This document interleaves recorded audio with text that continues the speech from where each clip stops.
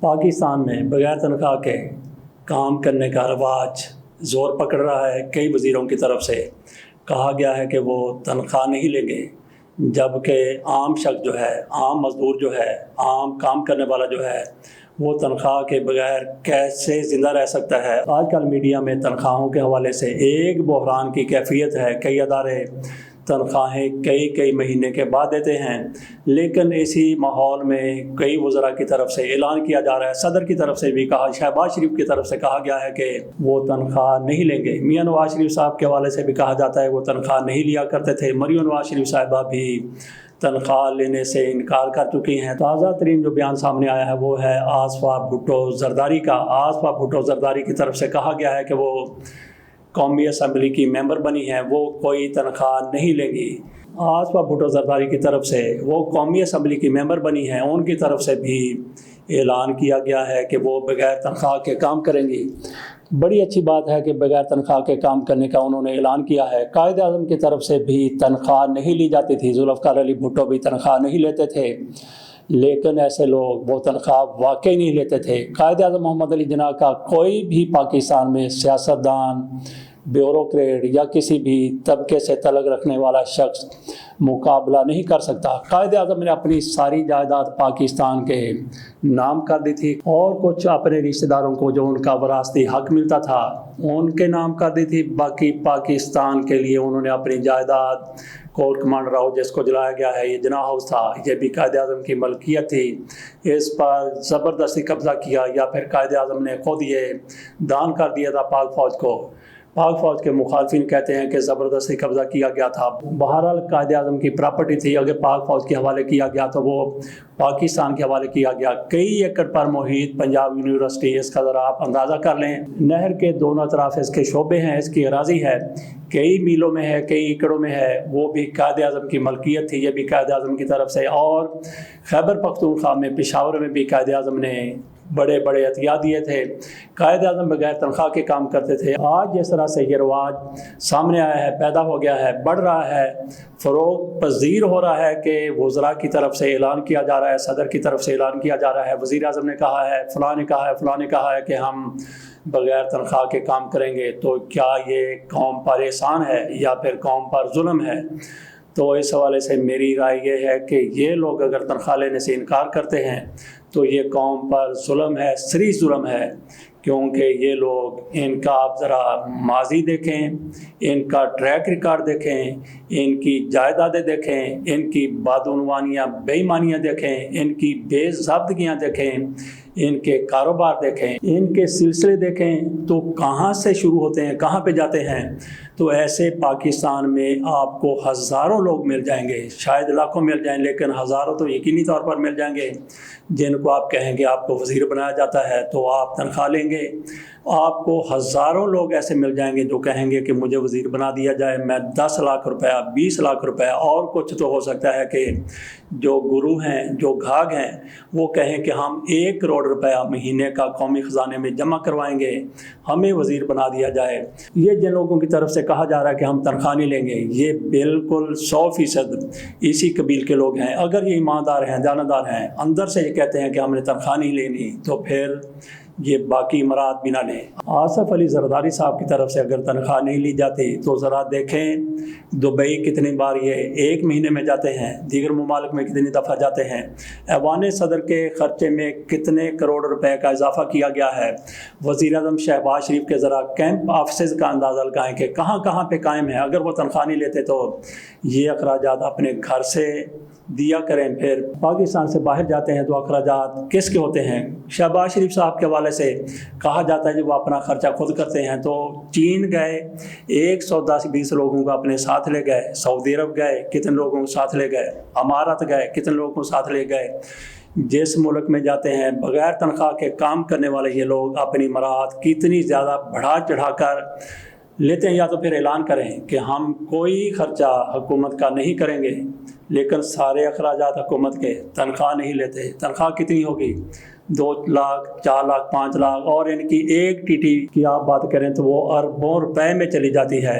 तो ये लोग फ्रॉड करते हैं ये कह के कि हम तनख्वाह नहीं लेंगे। आसफा भुट्टो जरदारी की तरफ से भी ऐसा ही सामने आ रहा है, उन्होंने तनख्वाह नहीं लेनी तो बाकी अखराजात, मरियम नवाज शरीफ साहबा के अखराजात, उनके जूते, उनके बैग, उनका लिबास, उनका मेकअप का सामान, उनके आने जाने का खर्चा, उनका हेलीकॉप्टर, उनकी वो गाड़ी जिस पर कहते हैं कि 2.25 करोड़ रुपए के टायर डलवाए गए हैं, तो ये सारा कुछ कहाँ से आया? तो जहाँ से इन लोगों ने कहा कि हम तनख्वाह नहीं लेंगे, वहाँ से हमारे अखराजात पूरे होंगे, तो वहीं से फिर हेलीकॉप्टर लें, वहीं से फिर टायर डलवाएं, वहीं से फिर आप खाना खाएं। जब शहबाज शरीफ साहब वज़ीर आला पंजाब थे तो कहा जाता है कि जाती उमरा में सैकड़ों की तादाद में जो मुलाजम थे उनका खाना भी वहीं से पक के आता था, सरकारी खाना इनके प्राइवेट मुलाजमों के लिए।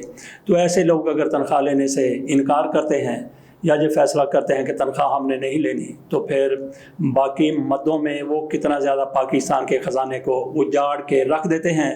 जनरल अहमद शहब ने एक इंटरव्यू रिकॉर्ड करवाया था, सोहराब बरकत को उन्होंने इंटरव्यू दिया था, जिसमें उन्होंने दीगर मामलात पर बात करने के साथ साथ उन्होंने ये भी कहा था जनरल अहमद शहब बड़ा ज़बरदस्त किस्म का दिफाई तजिया करते हैं, सियासी तजिया भी करते हैं, लेकिन उनकी मुखालफत की गई सियासी तजिया की बुनियाद पर जब उनकी तरफ से कहा गया कि इन सियासतदानों पर हमारी फ़ौज, हमारी एस्टेब्लिशमेंट इन पर एतमाद ना करे, तो उनको एक तो गिरफ्तार किया गया, दूसरा उन पर केसेस बनाए गए। अमजद शहब की तरफ से अपने इंटरव्यू में कहा गया कि मुझे उन लोगों ने गिरफ्तार किया जो आज कोर कमांडर हैं और ये मेरे पास मेरे बेटों की तरह आए थे। सेकंड लेफ्टिनेंट की हैसियत से मैंने उनकी तरबियत की, मैंने उनको सिखाया, लेकिन अब वो कोर कमांडर बने हैं तो उन्होंने मुझे गिरफ्तार किया। तो कितनी शर्म की बात है। शायद ये लफ्ज़ उन्होंने बोल दिया कि शर्म की बात है, तो उनका इंटरव्यू जो बड़ा वायरल हो रहा था उसको डिलीट कर दिया गया, करवा दिया गया। अमजद शहब साहब नहायत दुखी हैं ये इंटरव्यू देते हुए कि मेरे साथ मेरे शागिर्दों की तरफ से कितना गलत रवैया इख्तियार किया गया, मेरे साथ किस तरह से मुझे कहा गया कि ये झूठ बोलो, मैंने झूठ बोलने से इनकार किया। तो यही मेरे बच्चे जिनके मैं बाप की उम्र का हूँ, जिनके मैं बाप की जगह पर हूँ, उन्होंने मेरे साथ ये सारा कुछ किया है। ये जनरल अहमद शहब साहब की तरफ से किया गया। मैं नहीं समझता कि उनकी तरफ से कोई गलत बात की गई थी। उन्होंने अपना दुखड़ा रोया, अपना रोना रोया एक लेफ्टिनेंट जनरल की तरफ से जो रिटायर हैं, लेकिन उनके साथ जो सलूक किया गया, पहले सलूक किया गया था, अब अगर उन्होंने बात की है, वो कहते हैं कि मैं दोबारा से वीलाग अपना शुरू करना चाहता हूँ, लेकिन उनका ये इंटरव्यू वाला वीलाग सोहराब बरकत ने जो किया था उसको डिलीट कर दिया गया है। थोड़ी सी बात कर लेते हैं अपने इलाके की। मलक अमर शहजाद, उन्होंने मुझे 2 खबरें भेजी हैं, छोटी छोटी खबरें हैं लेकिन नहायत अहम खबरें हैं। उनकी तरफ से कहा गया शाहकोट, ये ज़िला ननकाना का एक कस्बा है, वहाँ पे म्यूनसिपल कमेटी जिसकी जिम्मेदारी कूड़ा क्रिकेट उठाना होता है, उनका बिल हो गया 90 लाख रुपया। कितना हो गया? 90 लाख रुपया। तो वापडा वालों ने उनसे कहा कि अदायगी करो। उन्होंने कहा कि हमारे पास पैसे नहीं हैं। मरियम नवाज शरीफ साहिबा ने शायद पैसे नहीं दिए, या उनको बिल के पैसे दिए गए तो वो खा पी गए।